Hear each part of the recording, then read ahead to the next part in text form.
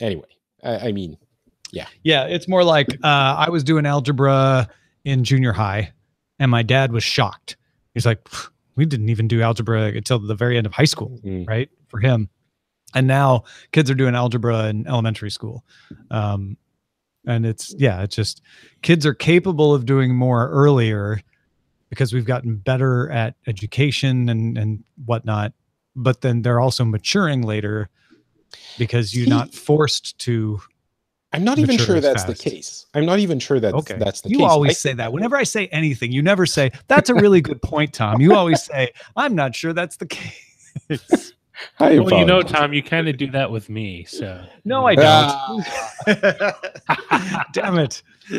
The student has become the master. Actually, I don't think anyone here is a student or a master. We're all pretty much the same. Well, I mean, I just mentioned Master Yoda, so at least. Right. Yoda's the only master. Yeah. I don't know that I agree with that. I guess my anyway, what were you going to say? Yes. My conclusion is kids are better than their parents, and parents have a very hard time admitting that. But I really think that's the case, and it's been the case for a long time, and I think it's going to keep being the case for a long time. Like better in general, or just more educated kind of thing? It's not just education. Better looking is what I meant. Yes, Tom, thank you for putting the right words on my... It's the hot topic generation, folks. Yes. And it's so easy to, consider the punks like they are so... Okay, it's time for the show. But, not time for the show, that's true. Old man screaming at clouds today at 12. It's what we do, especially when Sarah's gone. Yeah, where is Sarah? She's got a contract job producing a podcast for a company, and they require her to be present sometimes for those recordings. They like to do them in person. So I think she's up in she's in Chicago. She's in Chicago doing that. I see. Okay, here we go. I'm doing a little different today, so don't freak out because I'm gonna edit something in later. Don't freak out. Here we go. 3, 2.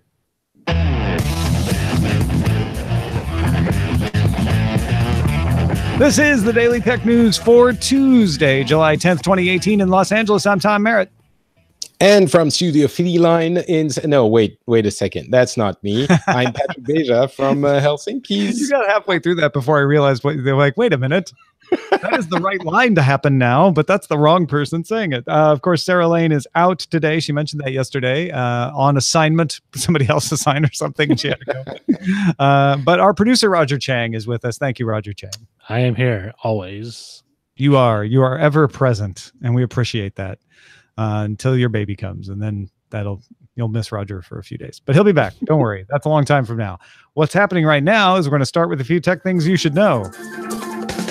WhatsApp has placed advertisements in Indian newspapers with titles like "Together We Can Fight False Information," containing tips like double check the facts when you're not sure who wrote the original message. The advertisements appear in multiple publications, both in Hindi and English. But where do you check the facts? Wait a minute. I think they cover that too. Tesla reached a deal with China to build a factory in Shanghai. It will be Tesla's first factory outside the US. Tesla says it can produce cars within 2 years after construction begins and aims to produce 500,000 vehicles years 2 and 3 after that.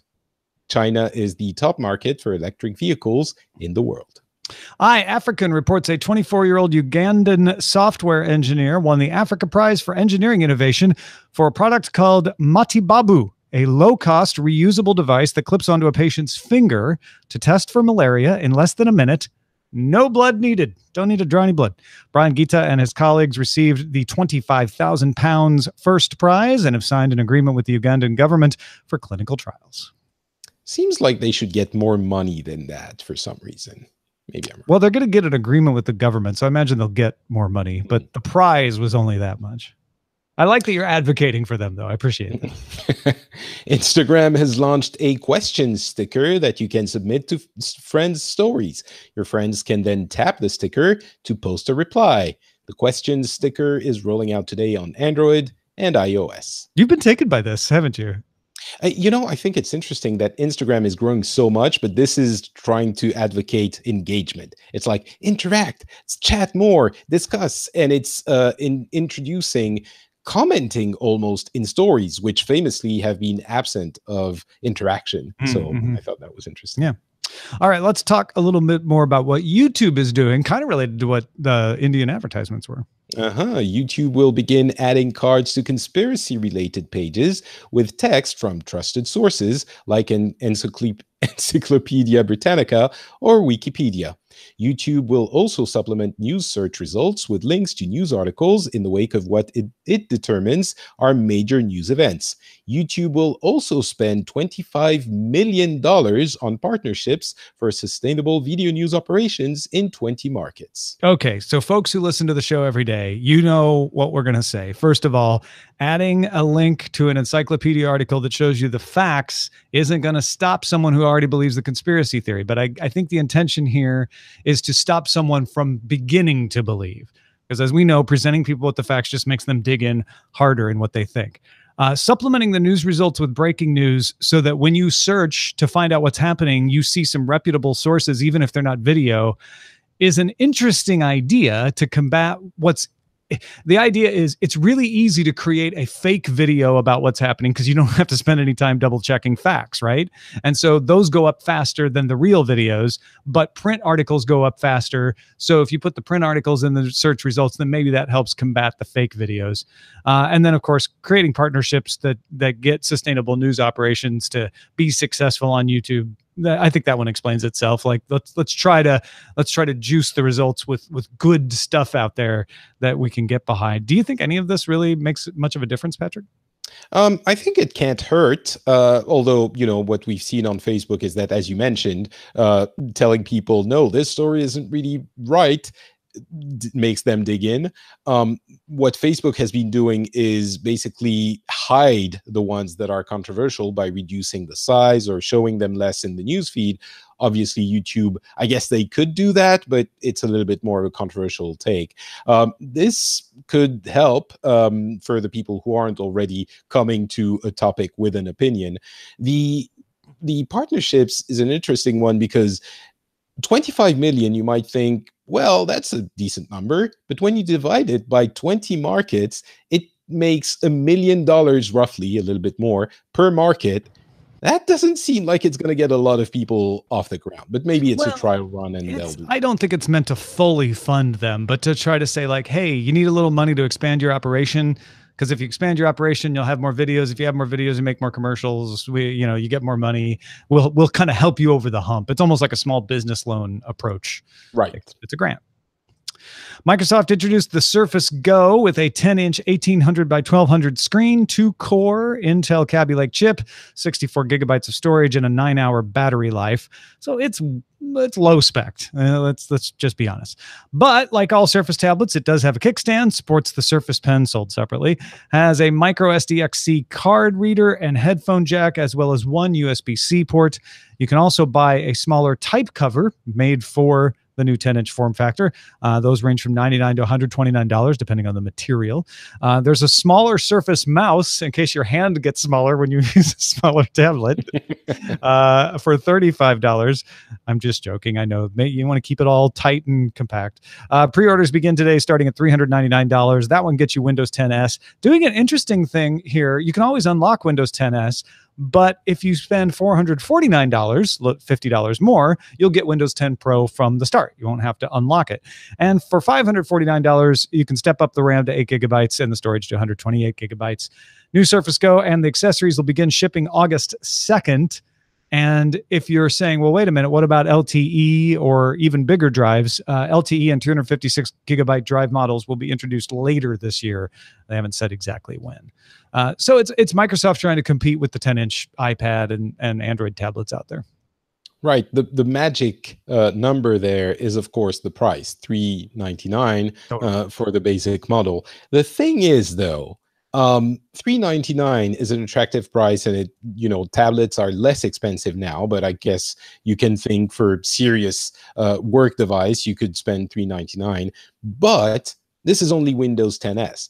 And on a Surface, it is kind of difficult to use it properly without a keyboard, so you add another $100. So you're starting to get away from the initial sticker price of $399 if you want to use it decently. Still, it's a lot less expensive than the other tablets that are available, and you get a full Windows thing. I think it is interesting to many users because of the use cases, but it's not really $399. So. Yeah, I know you can use a Windows 10s tablet without a keyboard. You absolutely can. Well, yes, that's what the Metro interface is for. But I'm with you. I wonder how many people actually do that, because with the Pixel Book and with the iPad, I absolutely use them with keyboards. Now, I may not use that keyboard all the time. I use it more with the Pixel Book than I do with the iPad, to be honest. But it's necessary for me to get the most out of it.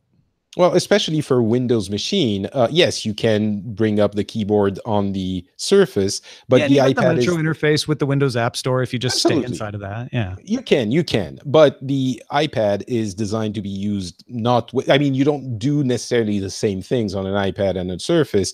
The attractive qualities of the Surface is that it is a full Windows machine, and so the keyboard becomes more necessary. So that's why I think the keyboard is, although more Microsoft would say that's not the only reason to use it. You should use it the other way. I just don't think people do, because I think people think like you, like, yeah, but it's Windows, so I want to get everything out of it that I can. In the latest update to iOS, Apple added USB restricted mode, which disables USB access if the phone has been locked for an hour. This prevents some methods used to crack into locked iPhones. However, Elcomsoft has found that the 1 hour counter resets if any USB device is plugged in to the phone before the hour is up. That seems like an oversight. No, it's not. Let me explain. Let me call back to when we had the story of USB restricted mode being announced. And there were all these hot takes about how Apple is going to undermine law enforcement. And I said, I believe, if I recall correctly, very shortly after this USB restricted mode comes out, someone will figure out a way around it. And then after they figure out a way around it, Apple will come out with a patch and the song remains the same. And that's just what we're seeing happen. Is they came out with the USB restricted mode and they said, oh, but if you get to it within the first hour, which isn't always going to happen, you can just plug in a USB device and get around it. And you can bet your booties that the next iOS update will fix this oversight, or not even oversight. I feel like that's unfair. We'll fix this workaround to say, oh, well, we should make sure that just plugging in a device isn't enough to undo it. And it just keeps going on from there. I mean, I'm sure there might be a reason for it by design, because some people are using USB connected devices when the phone is locked and you don't want it to stop working all of a sudden in the middle of your usage. But if this is going to be effective, you should have an option to tell it, well, even if something is plugged in, if it's been locked for an hour, then disable the thing. So that's why I'm saying it seems like an oversight more than like an actual clever hack. Like, I see you're using it in that direction. I'm trying to say Apple didn't screw up by missing this. It's just somebody found a little way around and they're like, oh, okay, well, we should patch that. But you're right. Like if I'm playing music on a locked iPhone and I plug in speakers to the Lightning port that are USB speakers, I should be able to not have to unlock the phone to do that. That would be kind of annoying. So yeah, there's a little additional toggle coming to the UI. Yeah. Ride-hailing business Grab introduced Grab Platform, which will let developers integrate their offerings within the Grab app so they can take advantage of Grab's logistics and payment functions, etc. A first partner is Indonesia's grocery delivery startup Happy Fresh. So within Grab, you'll now have Grab Fresh, where you can have your groceries delivered from Happy Fresh by a Grab driver. That will be within the main Grab app. The Grab app also is adding one-touch access to Grab Pay, a news feed with recommendations for your location, things like restaurants and shops. They already do restaurant delivery through Grab. And essentially what Grab's trying to do is say, we're not just ride hailing. We are payments. We are location recommendations. And we're a platform that you can build on, which is very similar to what a lot of messaging apps like WeChat and Line have done in the past. You know, I was giggling when you were reading this. I think if you add maybe one additional hypey geek term, tech term like cryptocurrency or cloud somewhere, you have a half a speech from an opening monologue from a The talk grand show. platform blockchain will allow. Yeah, totally. I get what you're saying. Chinese ride-hailing company Chuxing. I never know if I'm reading that right. Chuxing, I'm and not German gonna. I say it differently, but I'm sure the way I say it isn't right either. is wrong as well. And German auto parts and tire maker Continental AG have signed an agreement in Shanghai to co-develop purpose-built internet-connected electric cars that will eventually replace DiDi's current fleet of passenger cars. The car is expected to roll out by 2020. Roll out. The agreement follows similar ones the ride-hailing company has made with 30 other automotive partners, in April, including GAC Motors, BAIC Group, and Toyota.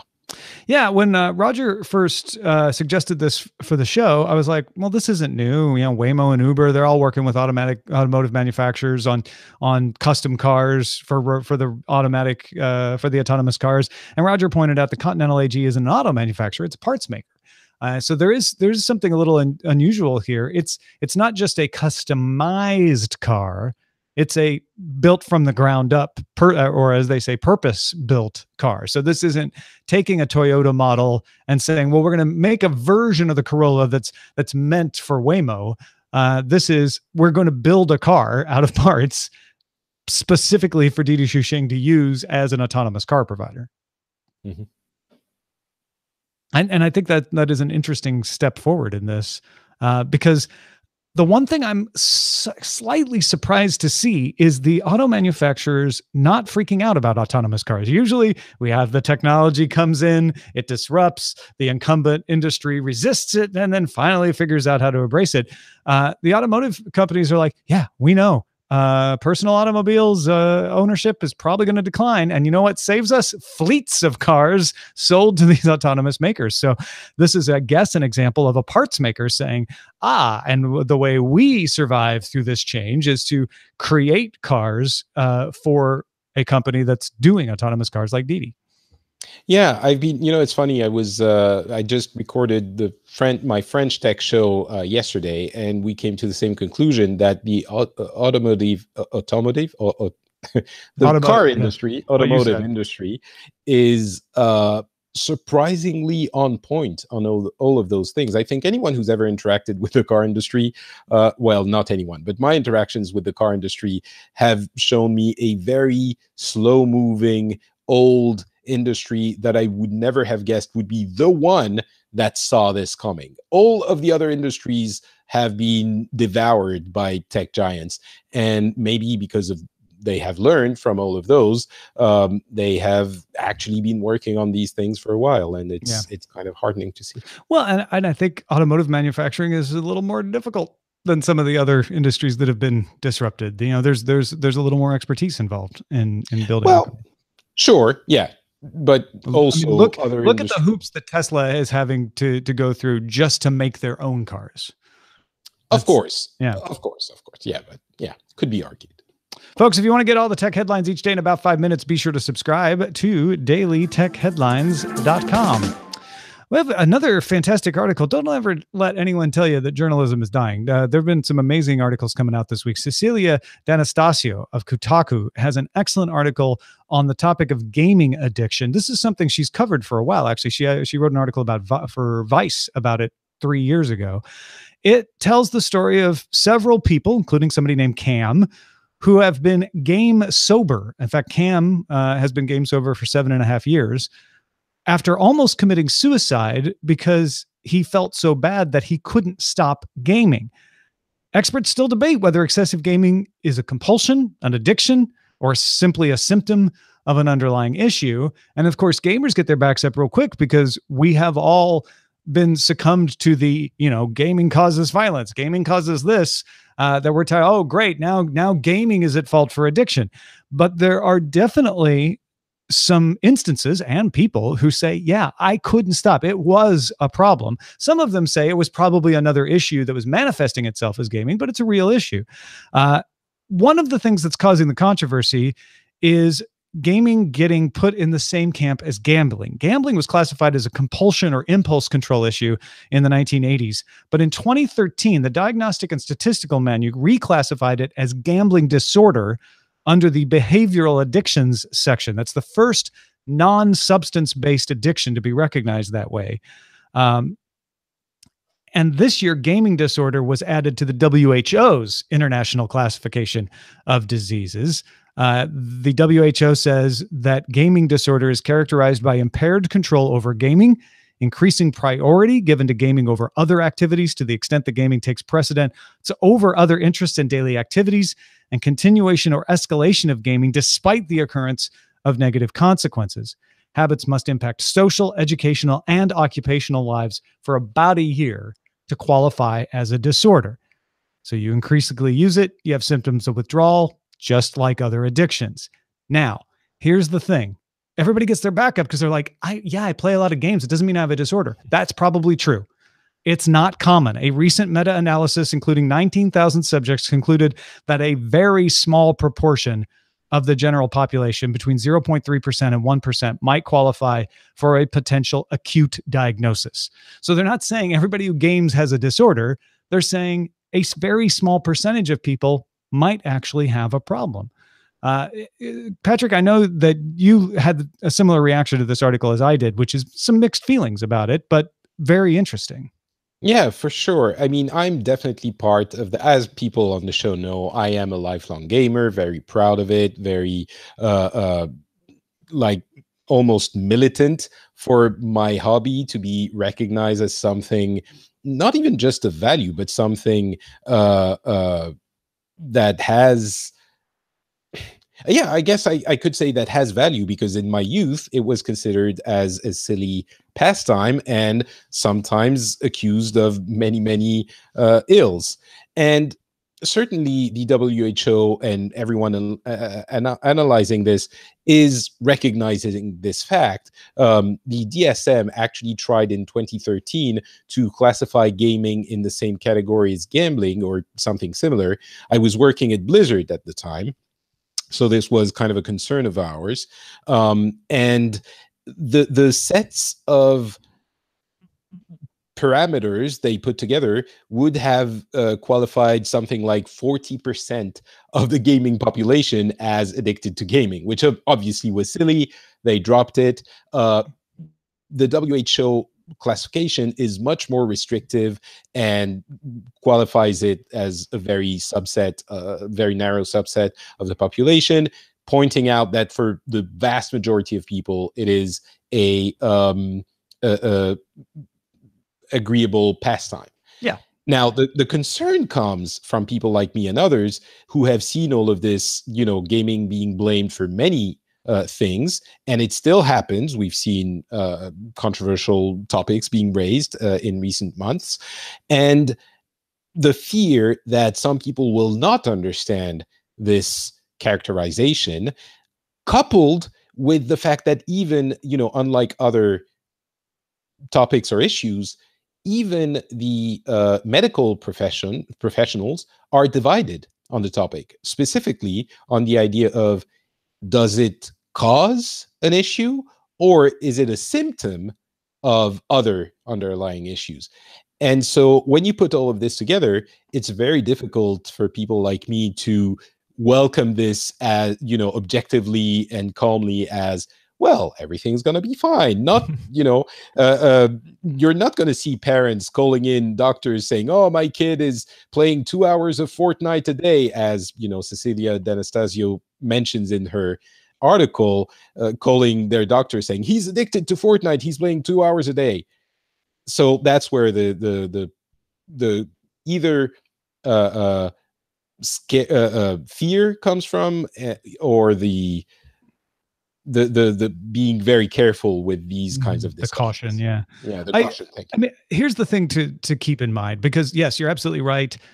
Classifying as a disorder can lead to overreaction, as Patrick's is eloquently describing. But that doesn't mean there isn't something real. I saw, somebody in the chat room said like, yeah, and some people watch too much TV. That's like looking at a heroin addict and saying, yeah, and some people eat too many burgers. What's the big deal? So he shoots up a lot of heroin. Like, there are real problems. Well, Absolutely, we should not exacerbate it and say anybody who's gaming has the problem. But and that's where it's different than a lot of drugs. There are a lot of drugs where if you take the drug, you probably are going to have a problem. It's that addictive. Gaming, as we say, only seems to affect a very small amount of the populace, but that amount of the populace absolutely has a problem. The way to know you have a problem is if you can't stop, if you hide it, if you lie about it. If you read this Kotaku article, she has anecdotes from people about playing games until 5 a.m., hearing, their mother come up the stairs and then turning off the game and jumping into bed to pretend they're asleep. And as soon as their mother leaves, jumping back out. Not a cute thing that they did once or twice, but constantly for a year. That's a problem. And let me read this quote. This is a person who says, yeah, I have gaming addiction. I can't handle it. I can't play games or I will not stop. He says, it's perfectly clear to me that I have one condition that involves all these things: obsessive compulsive, denial, hiding, lying about it, fear, crazy thinking, irritability if I stay away, mental cravings and urges, and distorted thinking. In my 20s, I tried to numb it out with drinking. In my 30s, I numbed it out with gaming. The idea that they're two different conditions doesn't make sense to me. It doesn't match my experience at all. But Dr. Douglas Gentile, a psychologist at Iowa State University's Media Research Lab, says sometimes you see that there is depression followed by a gaming disorder. Sometimes you see a gaming disorder that then leads to depression. He's like, it's a chicken and egg problem, but it is a real problem, even if we don't know exactly what the underlying cause is. And again, if the world was perfect and everyone would understand the WHO's characterization of this issue, I think it would be much better accepted by gamers. Even the WHO is saying, one of the advantages of classifying it as a compulsion, I think is the exact way the disorder that is going to help fund more research. Right. So we are going to be able to investigate it a little bit more, understand exactly what is happening. I would use the, many examples that you can find across the net and social commentary of, some people eat too many burgers and some people watch too much TV and some people were saying that novels were going to rot young people's brains back in the early 19th century. The one thing that even I have to admit is different with games is that some games don't end. A book, you're going to reach the end. A movie, you're going to watch the movie. At some point, you're going to have watched all the movies you want to watch. Games, multiplayer games in particular, are often designed to be infinite, not through malice, but that's because how the game becomes fun.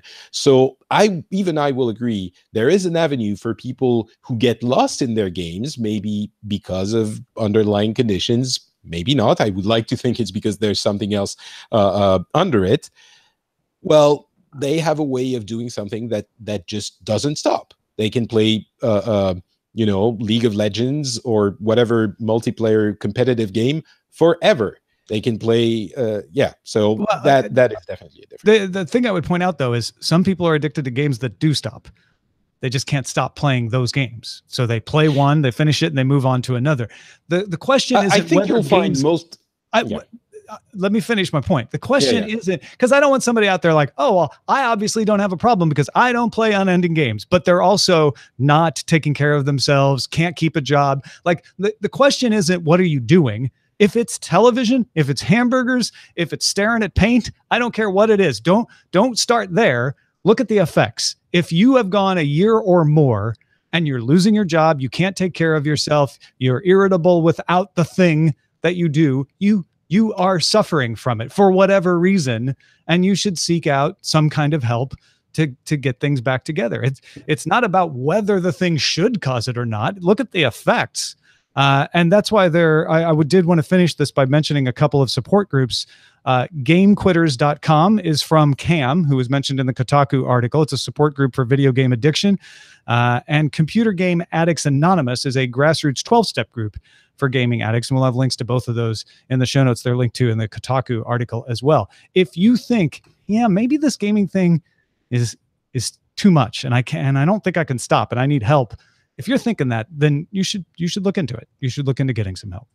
If you're not, if you're like, oh, if you're honestly absolutely doing fine and you only play 2 hours a fortnight, then you probably don't need to worry about it. Yeah. Well, thanks to everybody. 10 hours a fortnight and you're doing fine. You're doing fine. Thanks to everybody who participates in our subreddit. You can submit stories and vote on them at dailytechnewsshow.reddit.com and facebook.com/groups/dailytechnewsshow. Let's check our mailbag. Am definitely of the opinion the California online cancellation law is needed, says Paul, the web developer somewhere in the heart of Texas. It's a Texan who thinks a California law is good. Let me tell you, that might be rare. Paul says, I've personally been on the development teams where the online cancellation feature has been deprioritized in order not to hurt the growth of a new service. Management knows they will eventually have to do it, but can often be put off for several years. They know the phone call is enough of a barrier to discourage cancellation for some people. This often works for services that have a low monthly fee, say $10 or less per month. And the real kicker is an online cancellation button is usually extremely easy to develop, says Paul. You know, it always makes me happy when people from the United States of America think that a law is needed and that government is doing a good job. So, yay, California. Sometimes maybe it is. So a lot of times it isn't, but a lot of times maybe it is. I don't know. I like roads, especially ones that are repaired and I can drive on. But don't like taxes. Who does? You know? Well, one of those things. Yeah. Hey, thank you, Patrick Beja, for joining us. Where can folks find more of your fine works? They could go, folks could go to frenchspin.com, or even easier, you're listening this podcast on a podcast app right now, probably, I'm guessing. If you are, go to the search field, search for Pixels, and subscribe to that show. It's a show about gaming. We cover a lot of things. Today, I just recorded a show with Thomas Bidot, who is an analyst, and talked about a number of really interesting topics with numbers and industry trends and stuff like that. It was super interesting. So go listen to Pixels if you're into video games. We support ourselves through loads of different methods, and one of them is our store at dailytechnewsshow.com/store. You can wear the DTNS logo and spread the word using a hoodie or a hat or a baby onesie or a Born Ready t-shirt. You'll find something you like in there. So go check it out at dailytechnewsshow.com/store. Our email address is feedback@dailytechnewsshow.com. We're live Monday through Friday, 4:30 p.m. Eastern, 20:30 UTC. A little before that in the Discord, if you're a patron. Find out more at dailytechnewsshow.com/live. Back tomorrow with Scott Johnson. Talk to you then. Bye. This show is part of the Frog Pants Network. Get more at frogpants.com. Diamond Club hopes you have enjoyed this program. Was that you saying bye? Yes. Because it was so, the tone was so fitting with the music that I for a second I was like, was there a weird guitar lick in there that I'd never noticed before? And then I was like, no, actually, I think that was Patrick. I often say bye at the end of. It was just, I don't know, your tone fit perfectly into the song. It was well done. It was the musicality of my voice and ears. Well, that was a good show. What should we call it? I'm gonna call it a night and go to sleep. You want to call every show that? No, I understand. We can't hear Roger, I don't think. Hello, can you hear me now? Oh, there he is. All right, thank you, Patrick.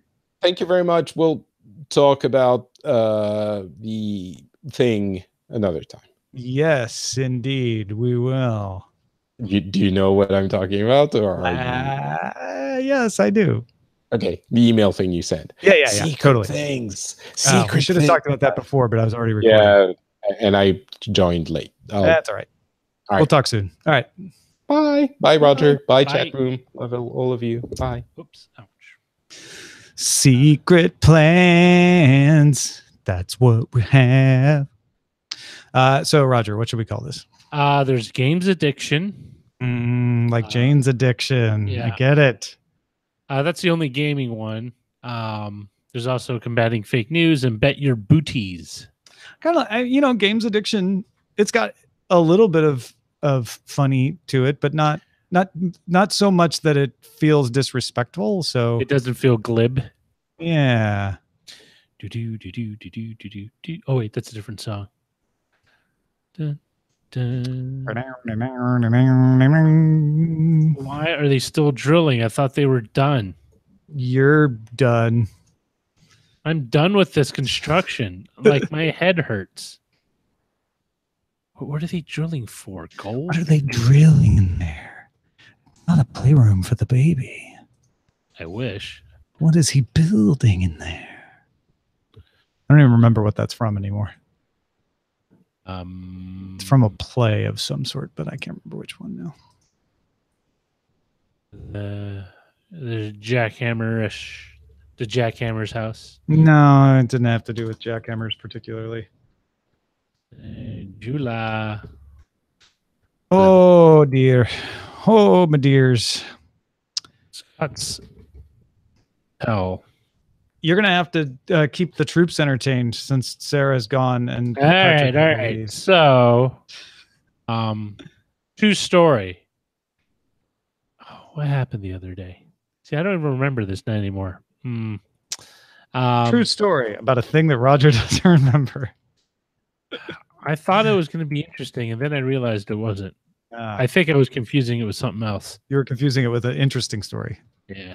I don't have too many of those. I think ever since I had a kid, I've been, quietly just at home. Although there was that one time I had to help the old lady get back in her seat because we had that heat wave in San Francisco. Mm-hmm. It's just I do back in San Francisco. I did like a daily walk. I walked like 2 miles, like up a hill and down a hill. Oh, that's good. And I mean like not just a gradual hill. I mean like almost a 45-degree incline hill.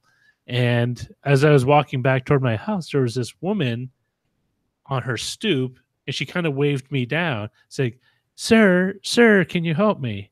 And I was like, "All right, I'm done with my frozen yogurt I got from the frozen yogurt shop." So I put that on the step and followed her into the house. It's like, I just called the doctor, and I'm waiting for him to arrive, which kind of set off alarm bells because doctors don't really do house calls anymore. But like my mother is, she's slumping in her seat, and I need to get her back in her seat. It's very hot and all this stuff. And so I see like this very elderly woman. She must have been in her mid to late 80s. She probably meant she'd call the ambulance, is what I'm guessing. Not possibly, but I mean, I was there for like 45 minutes and then hear nothing show up. And I think the mother had dementia. Like she was giving me like weird looks and stuff. This is a sad story. Yeah. Well, I was trying to help put her into the chair. So I kind of picked her up and I slowly moved her, but she started grabbing my fingers and tried to bite them, and she's trying to tear them off. And I guess the woman who was her daughter's like, "Ma, it's okay. He's trying to help." But you had like this 80-year-old woman like grabbing my fingers trying to bite them. It's like I think she might. I think one other from the dementia. I also thought she was dehydrated. It's like you might want to stop with the diet 7-Up. It's not helping. You probably should just give her straight water to dehydrate, and maybe open up like a tragic story, Roger. It's an interesting story. It's the only one I have on. This is the best you got, huh? All right. Well, at short notice, I'm sorry. You knew Sarah was going to be gone. It's not like you didn't know.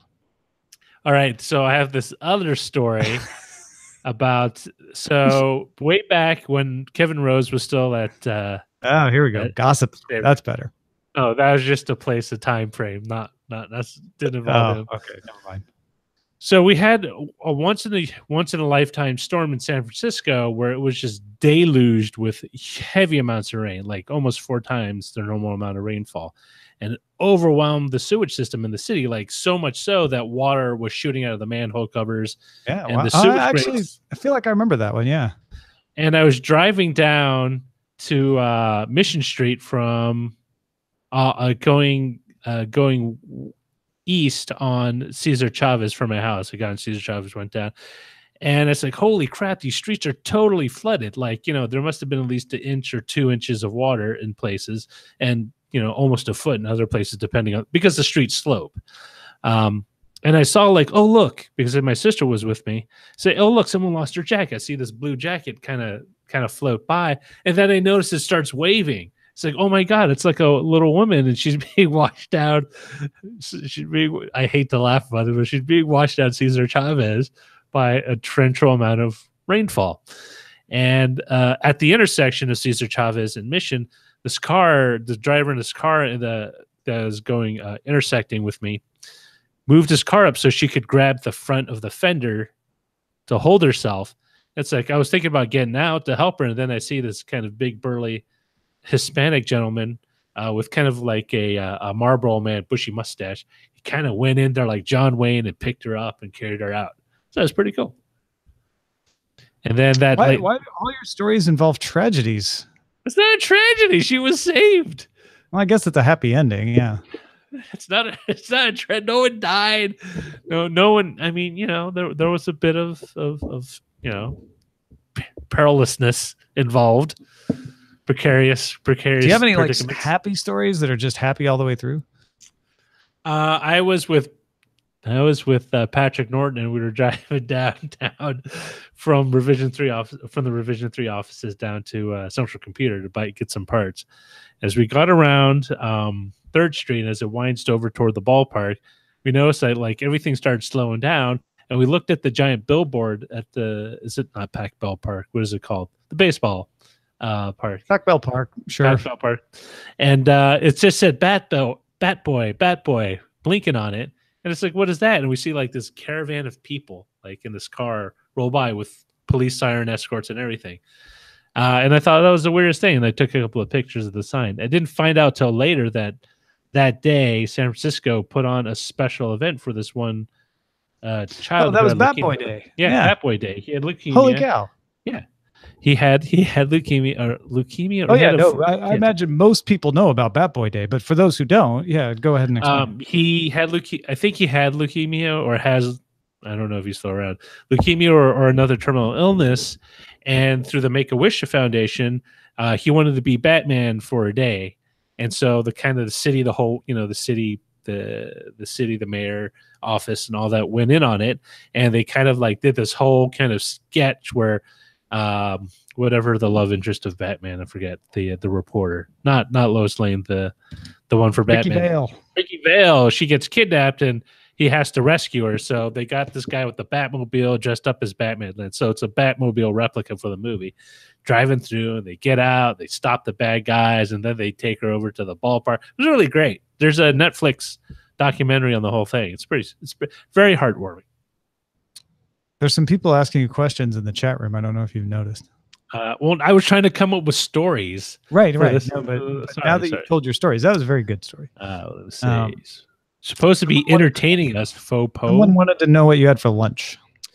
What I had for lunch. So I'm thinking of including this in the cookbook. But what I do is I got some shredded chicken. I got this, the store-bought shredded chicken. And I just get a big stack of Guerrero or Mission corn tortillas, the little round ones, and I put 2 of them together, heat them up with shredded cheese, throw in the chicken, heat it up some more, add some roast cooked bell peppers or onions or whatever else you want, a little salsa. Just eat tacos. That's my lunch. Chicken tacos. Yeah. Nice. What did Roger say? AirPods are too obvious. Oh. I had a fish sandwich for lunch. And on occasion, when I'm especially daring, I will try to make a sandwich. But I have not been daring, and my roast beef is still frozen in the freezer. It's not a metaphor or idiom or anything. Why does like it that. need to be daring to make a sandwich? Sandwiches feel pretty mundane to me. It does. I was thinking of doing my hummus sandwich for the cookbook. But that's kind of involved. Like I make it with focaccia bread, Swiss cheese, lettuce, Swiss chard, or whatever. Green leafy vegetables, tomatoes, a big thick layer of good quality hummus, and a lot of slices of turkey or roast beef. Mostly turkey. Man, is it good. That's a lot. So It good. sounds good, but Oh, it's amazing. That's what I used to eat at the Exploratorium. It's kind of weird. I often vacillate between. Actually, one thing I can't eat is junk food because it makes me sick. And I don't know if it's the oil, but what I've discovered with my own body as it develops from adolescence to adulthood and eventually to middle age, my body cannot tolerate the same diet that I had 5 years ago. Like, I just physically feel sick. So no junk food.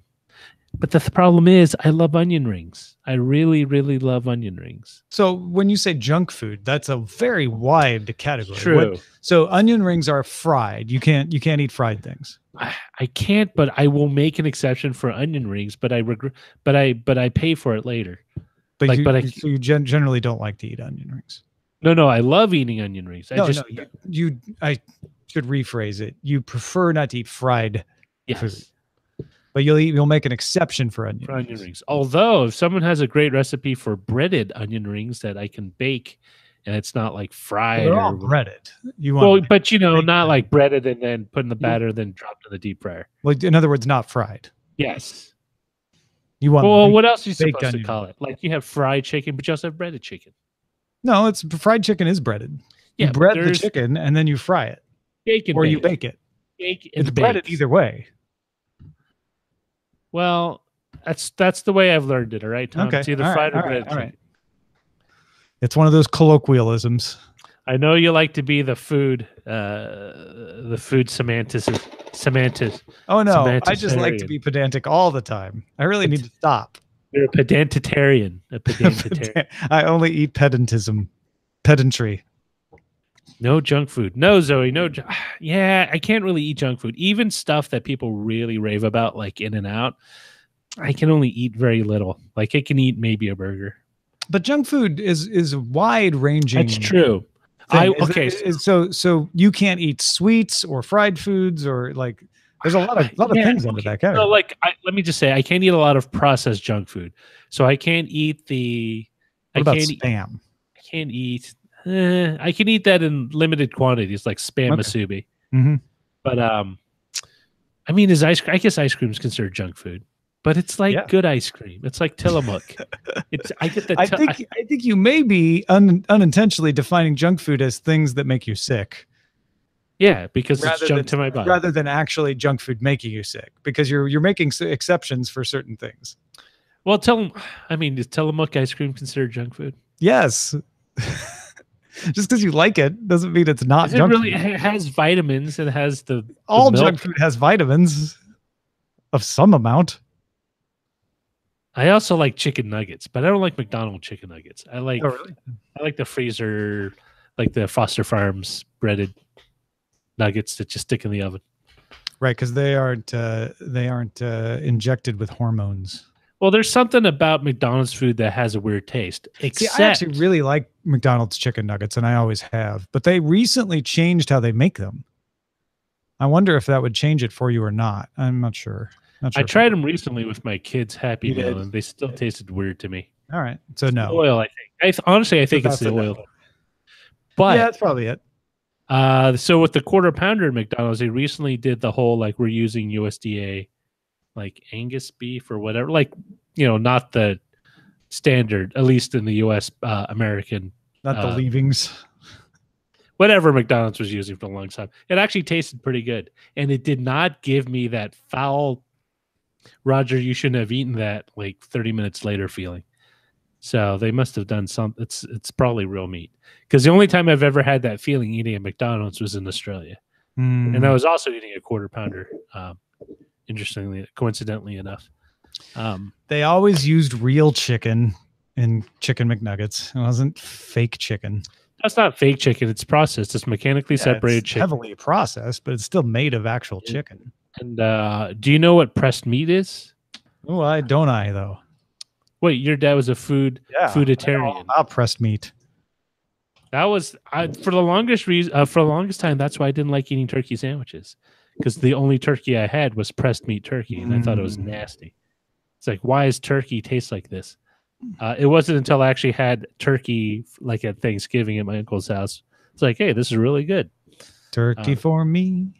And then I learned that you could buy like actual turkey breast meat as like from the deli. Instead of getting that weird Hormel or Oscar Mayer stuff you get in the deli meat section. Ugh. Smoke advisory for the Valley Fire in San Bernardino County. Oh, that's east of me. Yeah. Oh, man. I wonder if there's going to be fires when I go down there. I just have to bring some extra air. Chicken and chicken byproducts, GPEG. And chicken byproducts are still chicken. Yeah. Whether it's organs. They had to say chicken and chicken byproducts because they didn't keep out all the gristle and gizzards and all of that. They well, that's how you make food processing as close to 100% efficient as possible. It's all good for you. It's all something. Full of vitamins. We're basically doing what Mother Nature does when something decomposes into the ground. Except that we do it much quicker. Oh, meat glue. Yeah. Meat glue, I've seen. Kind of creeped out by it. But it's like an enzyme that essentially just welds meat back together after you slice. So imagine a slice of meat, like say a steak cut or something, and you cut it in half with the meat glue. You can put those two halves together. Not only will it kind of connect back up, but you would not be able to find where you cut it. And if you cooked it, you wouldn't be able to tell the difference. It's a transglutaminase. And it's used in many meats as well as tofu as a binding agent. Basically makes the processed meat stick together. It's a way to get those little bits of cuts that normally would go into a grinder to make hamburger a little more valuable. Yep. But the problem is some people are afraid that, you're basically getting like a shoulder and a leg and a belly cut all kind of glued together. Because, usually when they do it, the grains don't match up. Listen, if I were to go out and eat every part of the buffalo, you'd say I was being, ecological, right? I'm not wasting. If I just feed every part of the buffalo in a machine that uses some glutamase to bind it together, suddenly it's bad. I don't get it. Honestly, if you just put the buffalo in a meat grinder and made buffalo patties, I would eat that as well. Yeah. Buffalo patties they get dry really easy though. They get dry because people don't understand that animals that aren't domesticated have a lot less fat. You're painting with a very broad stroke there. I don't know if it's that they don't understand. It's just I'm going to paint with a broader stroke, Tom. Watch. Everyone's dumb. I think it's tricky. I mean, I understand full well that there's a lower fat content in it, but it's just that's the side effect of having very little fat is it's dry when you cook it. Mm-hmm. You need to be careful. Maybe cover it with something when you cook it, or you do what I do, cook it in the oven. It's trickier to work with. That's all I'm saying. Doesn't mean love the taste. My wife doesn't like it. It's a little too gamey, but it's like litter. I mean, it just when it's done right, it's really good. I like it. It just tastes like you're eating a hamburger next to the ass end of a live cow. That's it. Well, that's it for our video show. Now that Roger has talked about cow butts, stick around though, audio folks. We might talk about more parts of the cow.